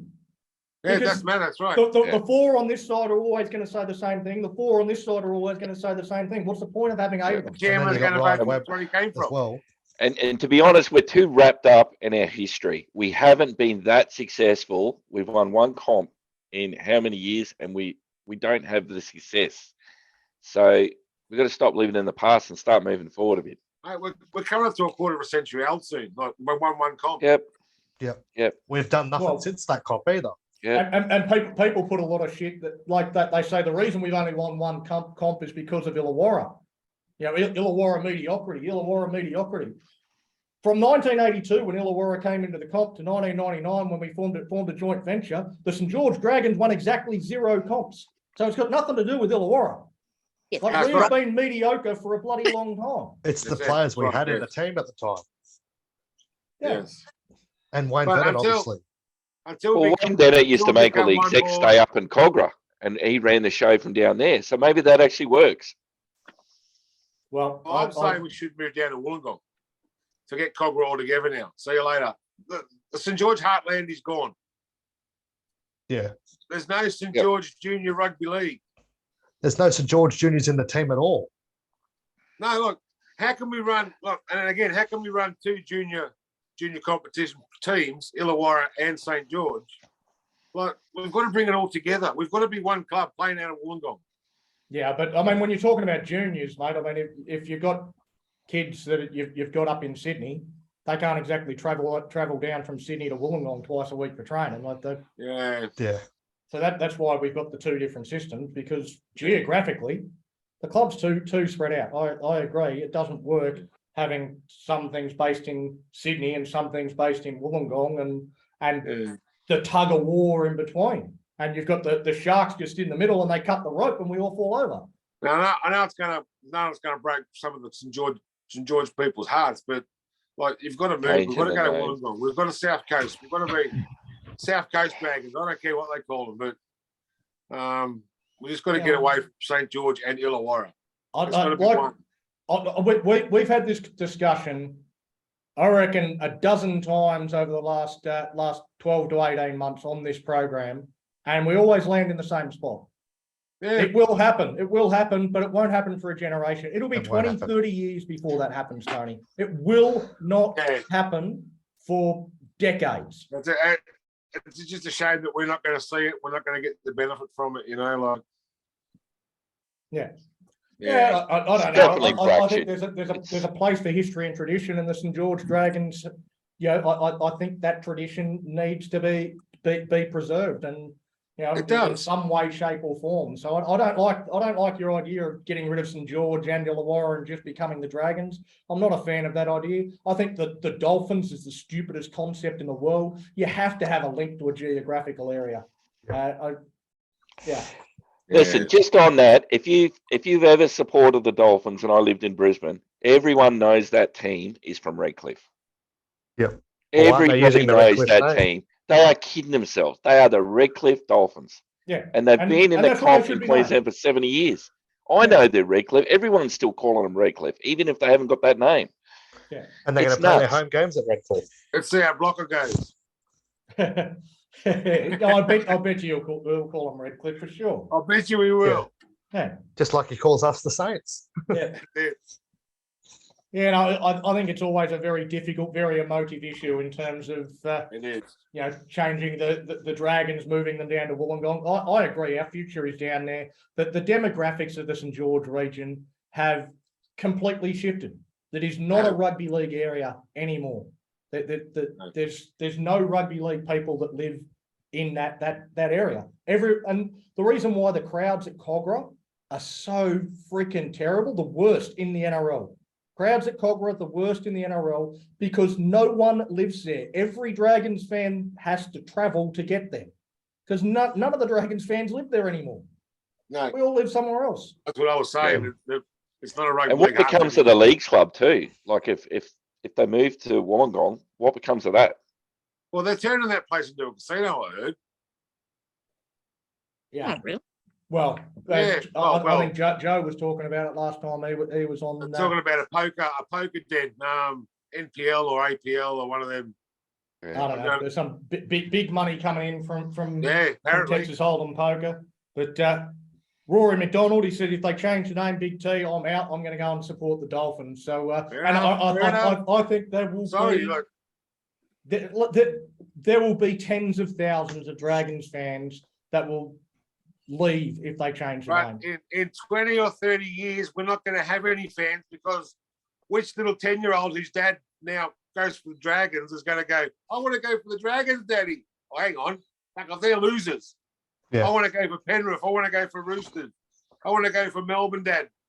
We're going to lose them. Weak little shits. The Dragons were one of the last every year when I was 5 or 6 years old, and I still went to Cogra and supported them with all my lungs and have never stopped. Like your kids aren't Dragons fans. I think that's a load of crap. If people go to Cogra Oval and you fill Cogra Oval up, then people will fall in love with the Dragons, regardless of whether they're your kids aren't Dragons fans. No, my kids are fucking traitors. Even the Wollongong crowds have dipped in the last few years too. We're struggling to push 10,000. Yeah, that's exactly it. Hardly anyone goes to win either. Yeah, they always give us the crap games. Like every time. It's weather as well. Last year's weather was shit. Like that Raiders game. Yeah. I sit on the hill and it's pissing down with rain, and I can't afford to have a day off. I love the Dragons, but I Sharks game. It pissed down with rain. I was in that for not even 80 minutes, for nearly 4 hours. And even this, and no offense to anyone, I'm not having a rant. I'm just saying that the times are shit too. Sometimes, But look at the Bulldogs fans. They'll go to Belmore Oval and they'll sit on a rusty seat at Belmore. I mean, who wants to go there? It's a shithole, let's be honest. But they fill that place up. Yeah. And I think we need to get that passion back. I think St. George, I think they need to get the junior, whatever they do, the junior, whatever, back for them so that they can bring in the young guys for that area. Like, I don't want it to be just one club. I want it to be, they're both, and they're all proud. The board needs to pull up the socks, get over it, because it's going to be like the fans. We're either like, yes, I'm from the Steelers side, but I'm grateful for both sides to merge, you know. But Maybe it's marketing too. Maybe they've got to rethink the marketing of the game. How do we get people back to the grounds? What are we going to do different that's unique to get people back to football? Win games. Yeah, It's the win time games. slots Well, too. and then that's it. I mean, Well, there's the a lot of pride. whinging, a lot of complaining, a lot of There's a lot of fair weather fans everything out that there. we're talking about here. Yeah. All this Let's conversation fire goes up away if and we get start out winning. there. Yep. We start Let's winning. Win, back on lose, or track. shine. Let's get to a game. But it's Like- And also, then it'll Back on start track. up. yeah. I know. Last few years we played games at Wollongong. We've had wet weather, had terrible times. I mean, look at that Canberra game last year. They had to cancel Oh, the yeah. curtain raiser for that one. Those two brave was souls up on top of the hill. They even let people that had Yeah, tickets on the hill. it's a winter move into the sport. grandstand. There's always going to be rain. It's always going to be cold. There's always going to be excuses. There's always going to be reasons not to go. If you don't want to go, you'll always find a reason not to. Yeah, I just think you've got to, you know, acknowledge that it's a winter sport. Sometimes it might be raining and sometimes it might be cold, and commit to going to some games. But yeah, I don't know. We better move on, otherwise we will be here until about 3 a.m. Last year's grand finalists are tipped by the panel to finish 6th. And our panel's pretty consistent with the prediction, somewhere between 5th and 7th. Chloe, you're the probably the biggest outlier, not a big one, but you've got them just missing the 8. You reckon the Eels miss out on the top 8 this year?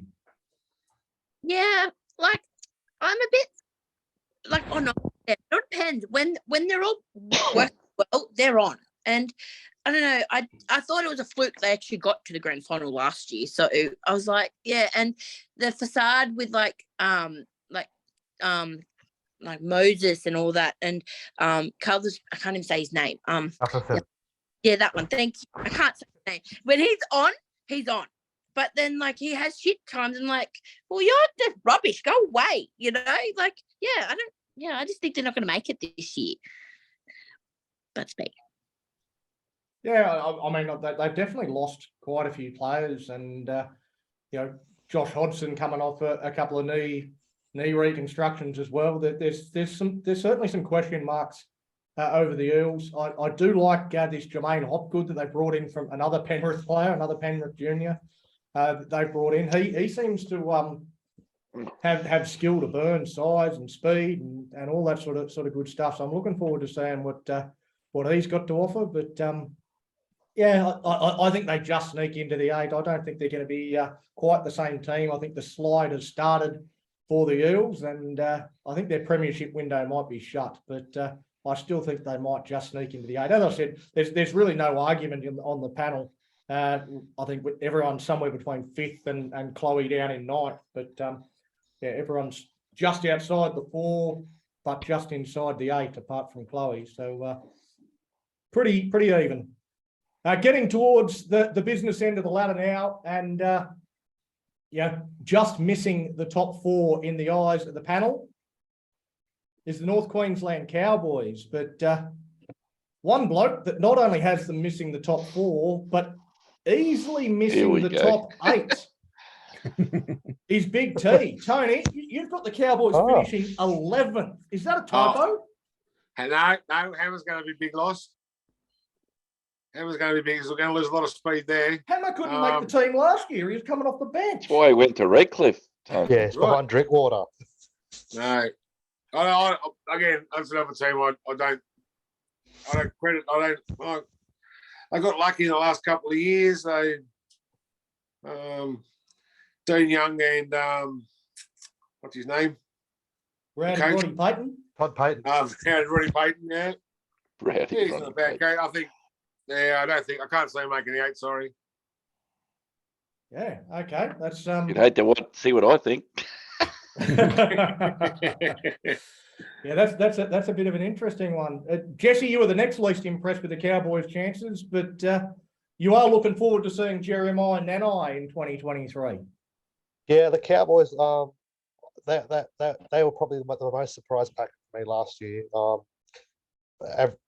Majority of people had them finishing with the screen. Obviously, some links. We've had some of our own players actually saying oh, look what the Cowboys did last year. The Dragons can do it this year. But anyway, get back to the Cowboys. I think teams will work them out. Like, they were probably one of the best defensive sides in the comp last year, but whether they can replicate that again, teams would have studied where the Cowboys were good last year, and teams would be studying that closely to see where they can get better at taking them down. Their trial form wasn't great. A narrow loss to the Broncos, and then a draw with the Dolphins. But obviously, they didn't play their best sides, but I still think they'll be good enough to finish in the 8, but they seemed a little shocked when they hit finals last year. They didn't bring their best defensive game to either semi-final they played. But yeah, and Jeremiah Nanai, what a talent he is. Only 19 years of age. He's got a very good skill set. He's going to be he's going to be a great player by the time he'll be a legend at the Cowboys by the time his career's up. But only 19, and the player he is already, he's only going to get better. Playing Origin and going away in the World Cup squad last year as well. I've never seen a back rower with the skill set he has. Like, he can jump. He's got a lot of speed. He's always chasing kicks. Yeah, he's a freak of a talent, and yeah, I'm excited to see what he does again this year. Yeah, I'm actually really anxious and excited to get into this next bit, but there is a comment from Brad Hughes just having a crack at Big T. He says, lucky they were the best defensive team in the comp last year. That's not luck. Lucky. But Youngie, you are the opposite to Big T. You've got the Cowboys as the 2023 premiers. Tell us all why you're right and Big T is wrong. Well, I started watching them pretty closely towards the middle of last year, and I thought to myself, hey, these guys are going to win it. And they kind of were thereabouts, but I think this year they'll be better for the experience, and yeah, I think they're going to win it. Yeah, Short and simple. Short and simple. All right. Well, we'll actually, I think this one has actually changed since the input of Hasman's tips, but we'll keep it at this. So this is after 5 panelists had voted, but they're actually moved up to 3rd. But at the bottom of the 4, we've got the Roosters. Yep. Now I'll stay with you, Youngie, because you don't have them making the top 8. You've tipped the Roosters to finish 9th. Is that because they don't spend enough of their salary cap? What cap? Look, it's never going to be a perfect thing, but I kind of feel like they might miss it this year. Just my feelings. Maybe I'll get it wrong, and I probably will get it wrong, but I feel like this could be the year they miss the 8. Yeah, well, there's a couple of people that are a little bit different to you, and I'll go to you, Hasman, because your vote, I suppose, in where you think the Roosters are going to finish. You've got them as minor premiers and then going on to win the title. I think the Roosters win the comp as well. So there's a few people that have got the Roosters winning the comp in 2023. Yeah, why do you think a little bit differently to Youngie? Because with the squad that they've got and the coach that they've got, it'd be a pretty shit go if they didn't. They've got class all over the field, right down to the Orange boys. They've got one of the best 2 coaches in the game in Trent Robinson, and they've got class in every position with backup.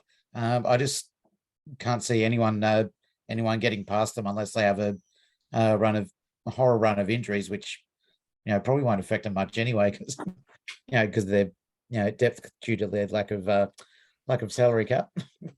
Yeah, that's right, Roosters fans. I said it. Come at me. Yeah, I don't see anyone getting past them. All things being equal. Yeah, no, I think they'll. I've got them finishing 4th at the end of the regular season, but I think Trent Robinson will have them peaking at the right time of the season. They've got too much class throughout their team. I don't think they lose a finals game and go on to win the comp after finishing 4th. So yeah, I'm definitely pretty high on what the Roosters are capable of, and they just keep buying more and more talented players. It doesn't seem fair. It doesn't seem like a level playing field. But here we are. We can talk about it until we're blue in the face. But move on to where the team the panel has in third spot, and it's the Cronulla Sharks. Chloe, when I asked for a dark horse for 2023 season, you've given me the Sharks, so that, you know, as your dark horse, but you're also the one that's actually got them, the only one that has the Sharks outside the top four. You've got them finishing 8th. Why is that? I was thinking about like injuries and their spine, and I thought without Nico Hines, maybe like they might like lose a few, but then like they play the Rabbitohs this week. I don't think they'll win. So like I still think they're going to be in the top 8, but I still think yeah, I just like how they're another team. It was very hard between a few of the teams this year. I was like, and I just think their spine and their like speed and defense. I still think there's a lot with Talakai, with Trindle, Rudolph, Nikora, Dale Finucane. I like him. So yeah, I think they'll go well. He likes you too, Chloe. Thank you so much. Well, Big T, you're basically predicting a bit of a shark wash. You know, and it's nice to see you and Youngie actually agree. You both of you have got Nico Hines, I think, as the Dally M Player of the Year. But you've got Sharks as the minor premiers, and Nico Hines as the Dally M. You think it's all Sharks in 2023? They're well balanced across the park. Like Will Kennedy, when he comes into the line, makes his breaks down through the gaps. He's a brilliant player. They might struggle against South Sale, I think, this weekend without Nico Hines. He leads them around fairly well. He scores most of their points from goal kicks. He'll be up there in the top point scorers too, Nico Hines. So if he can get back on the field, I think it's a couple of weeks he's out for. But yeah, I think they've just got quality across the park. Toby Rudolph, Hamunueli, 2 massive forwards. They have players coming off the bench. They're class all over the park, I think. And Fitzy as the coach, I think he's going to be a great coach. Yeah, well, I mean, he had a very good first year. I think they were right up there. Obviously, the only thing I'm worried about is Nico Hines if he has a second year syndrome year. Maybe, I don't know, but I think he'll have a good year. Yeah, I think Nico Hines a very good player. I sort of underrated what he was capable of last year. I thought coming in and playing halfback, given he'd been playing fullback for Melbourne, I thought that they had Cameron McInnes coming off a knee reconstruction, Dale Finucane coming in for his first year. I definitely underrated the Sharks last year, and I'd be loath to do it again. I think that I agree. I think they've got a very well balanced side.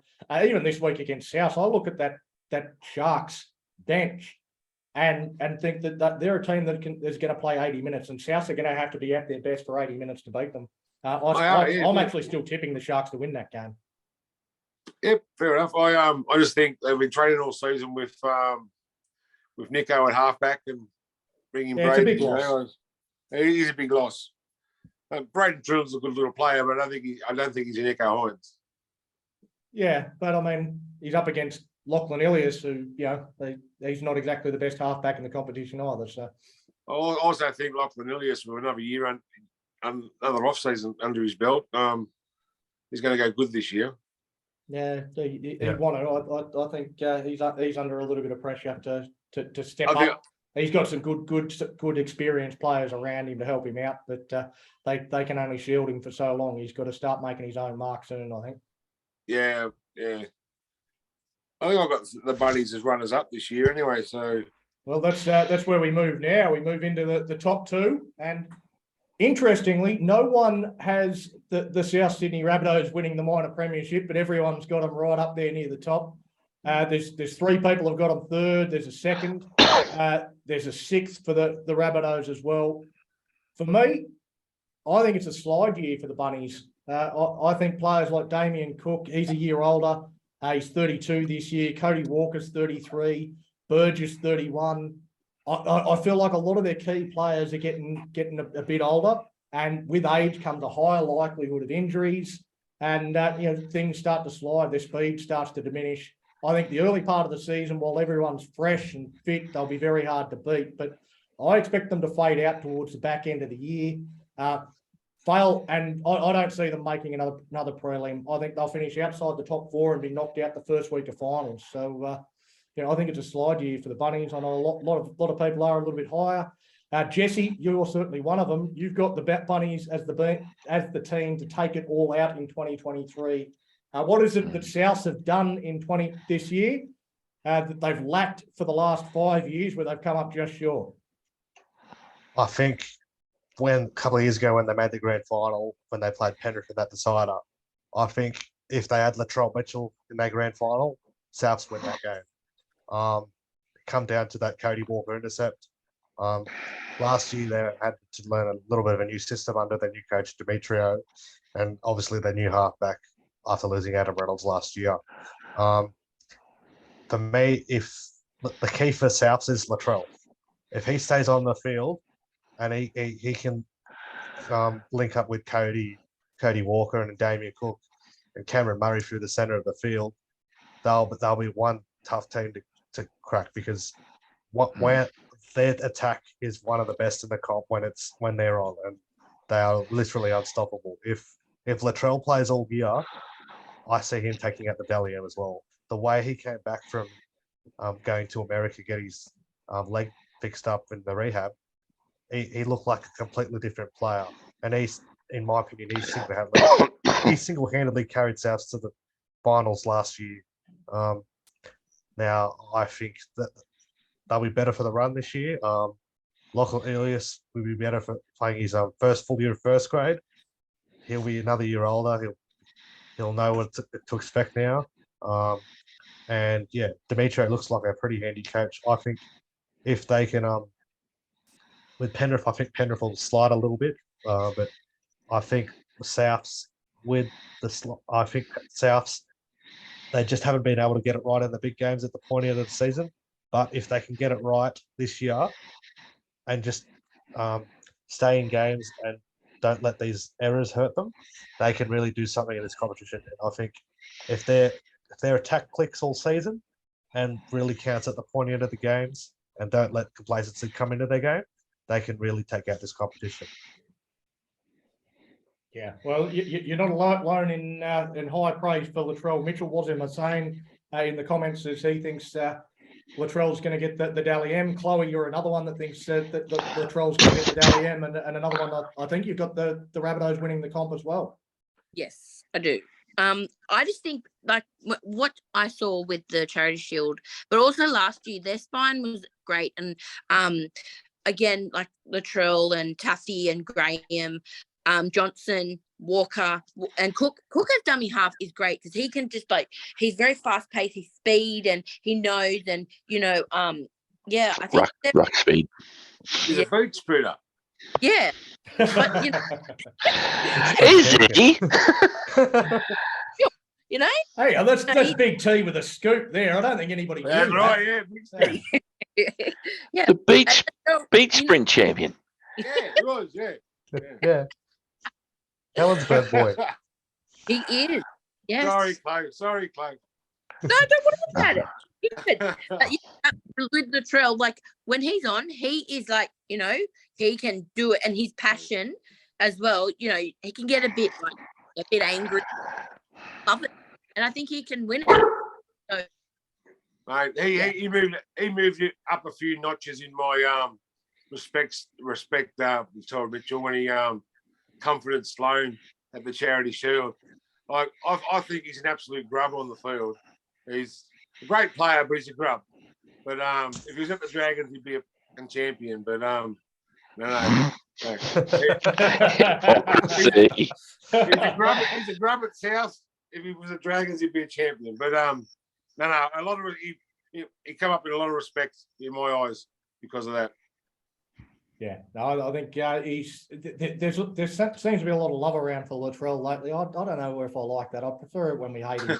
But in any case, no, I think it was really lovely what he did for for Sloaney was obviously emotional after the game. He's worked really hard in the off season and didn't have his best game, and seeing a bloke that he he says he sees him as a big brother.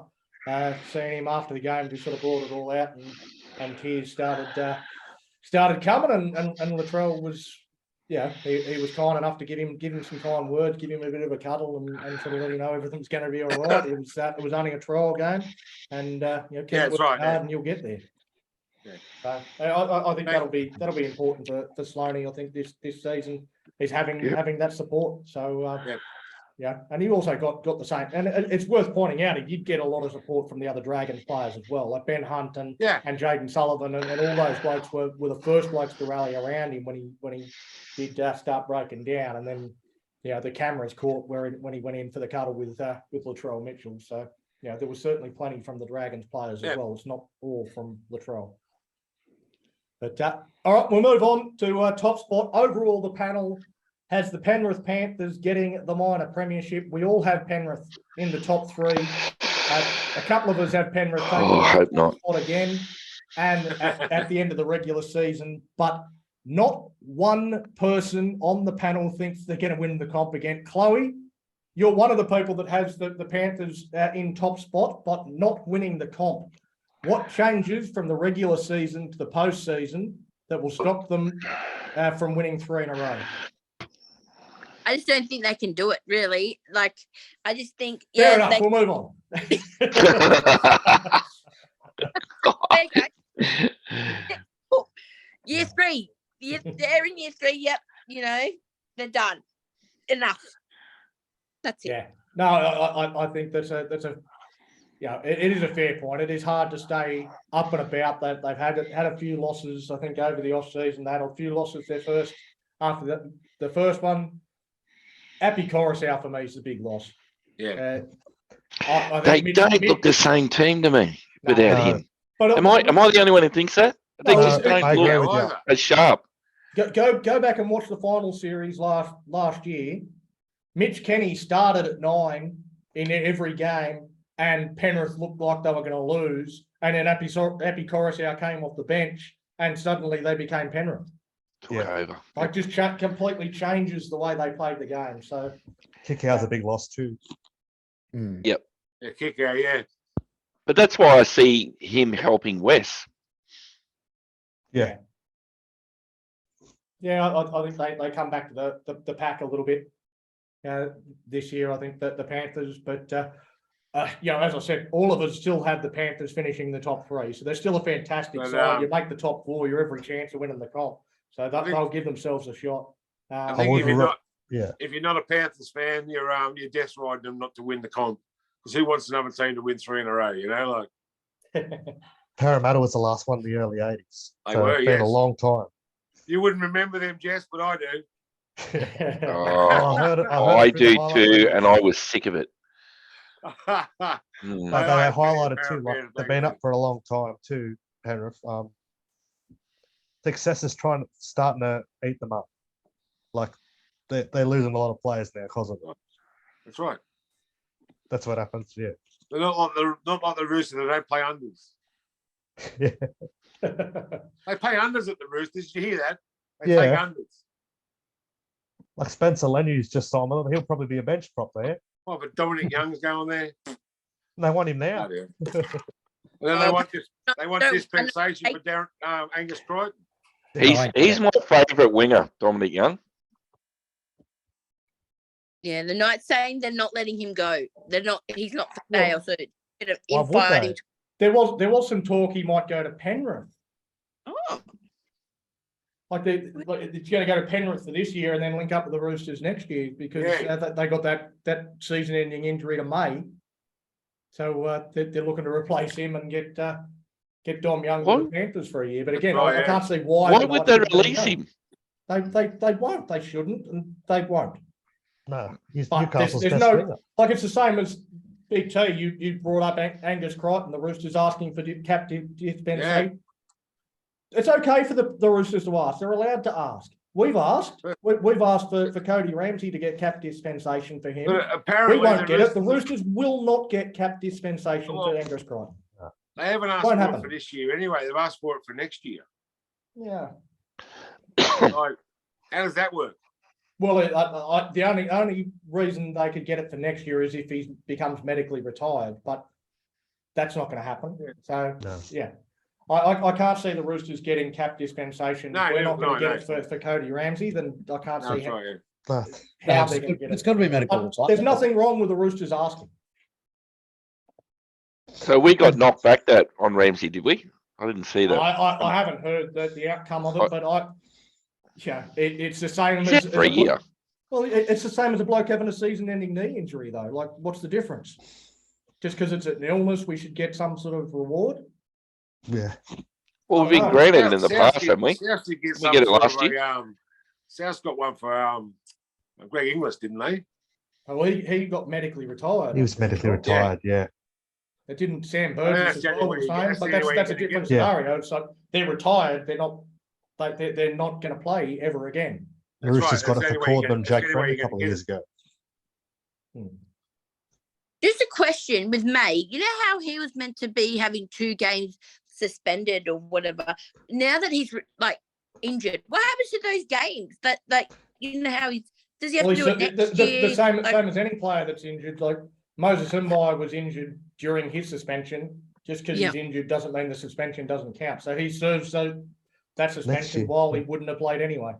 oh, okay. I was always wondering about that because, like, I was like, does he have to do it next year when he yeah? No. Was it?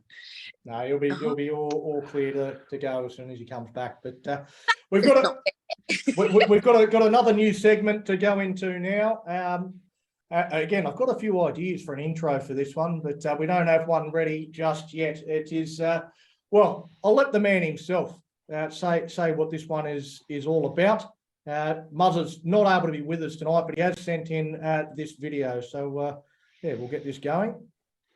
And G'day Dragons fans, welcome back to the VOD for 2023. As Donny has already alluded to, we're going to be doing a new segment this year called Muzzer's Multi.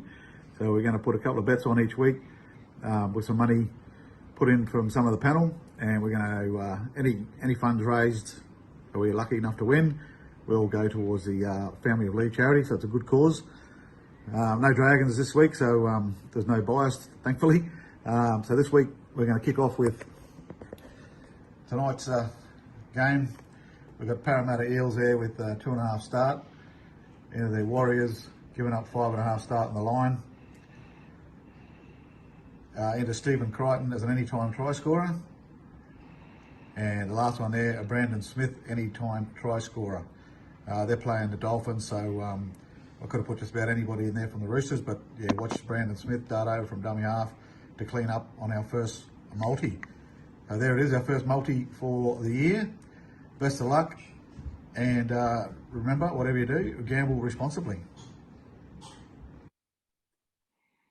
there we go. Thank you very much, Muzzer. As I said, unable to be with us here tonight. He's playing indoor cricket, so still keeping nice and active and out there having a hit and hopefully having a win for his side tonight. Had the late game on, but Muzzer's multi, as Muzzer sort of pointed out, all profits that we make from the bets, if we do make any profits, will be going towards the Family of League Foundation.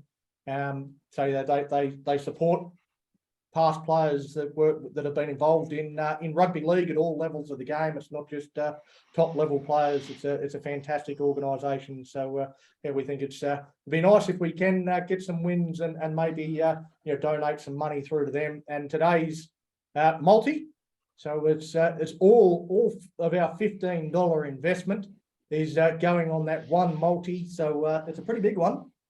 If it doesn't end up getting over the line, it'll be a collective $463. Big T, what were your thoughts on the multi? Do you think it's a chance of getting up? I think Parramatta a chance to win without the 2.5 start. Yeah, who are the Warriors playing again? Sorry, anybody? Newcastle. Newcastle. Newcastle. Down Friday the bottom of night. the table. I think the Warriors are my dark horses. I like the Warriors. Stephen Crichton can score anytime. He can score from anywhere on the field. And again, like what he said, Brandon Smith, scoot out from dummy half. against the new team, the Dolphins.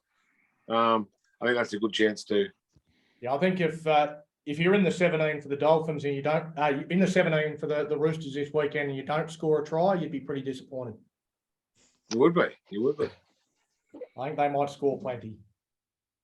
All You right, reckon the Dolphins start with a flogging? The Broncos did. Yeah, Well, Broncos the started Broncos flogged Manly. It was the other way around. yeah, 40-20, wasn't it? Mm. Yeah, 44-22 or something. 1988.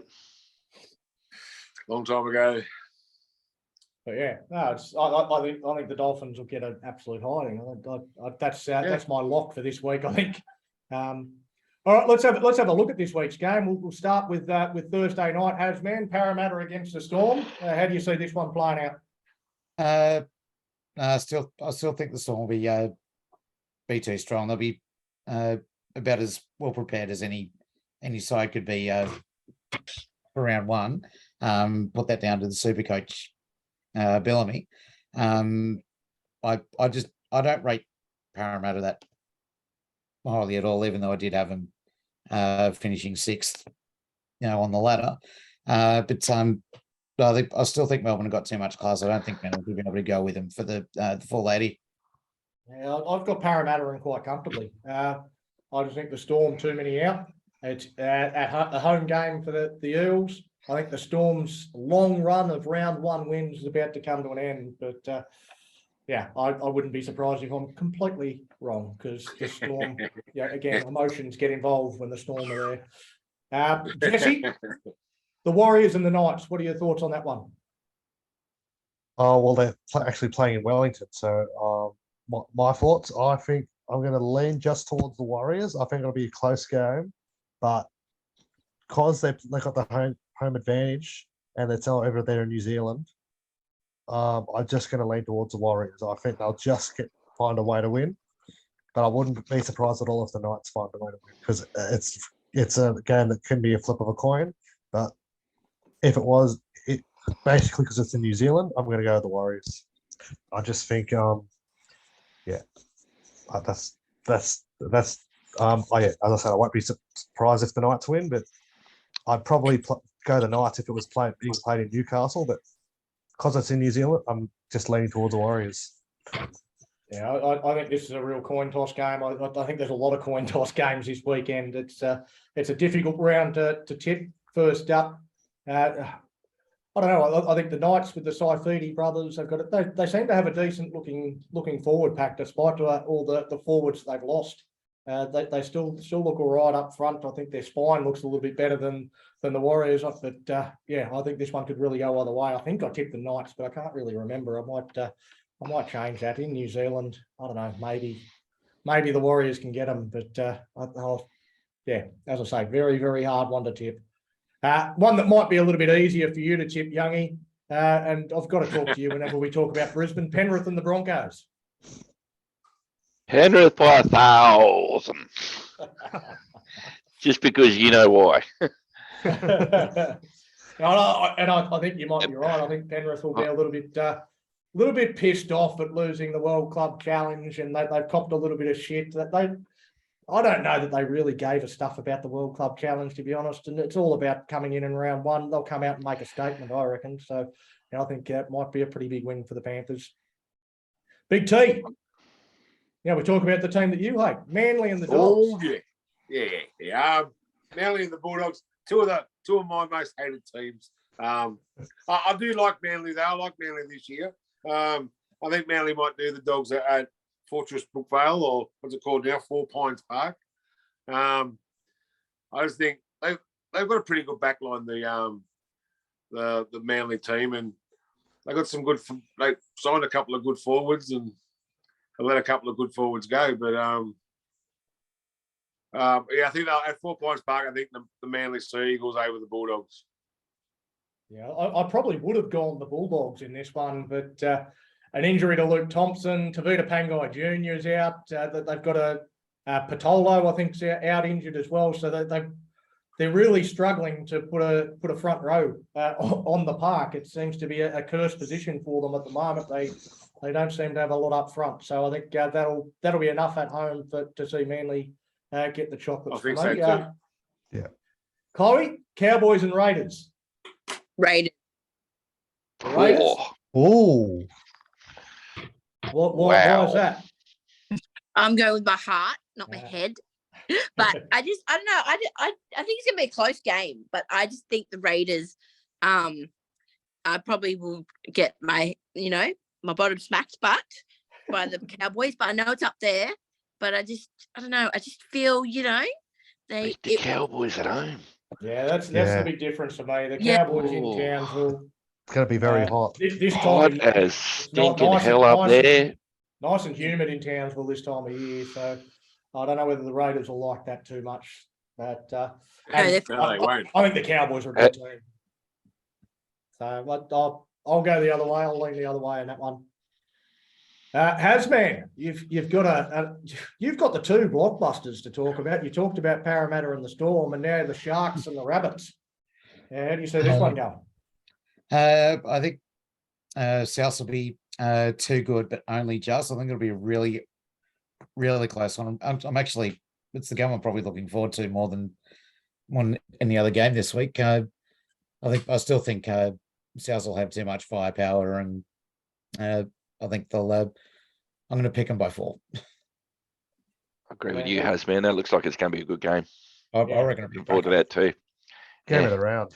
Yeah, I think this Yep. is a Worked top that class night. game, and I would have gone the Sharks with some confidence with Nico Hines there. With no Nico, it again becomes a coin toss game. I'm going to stick with the Sharks, but again, it might be a golden point field goal type shootout game. I don't think there's much between them. All right, Jesse, we've sort of spoken about this game a little bit, but what are your thoughts on Dolphins Roosters? It's Roosters by how many? That's just good. That's what I've got feeling. It'll be a big occasion for the Dolphins playing their first game.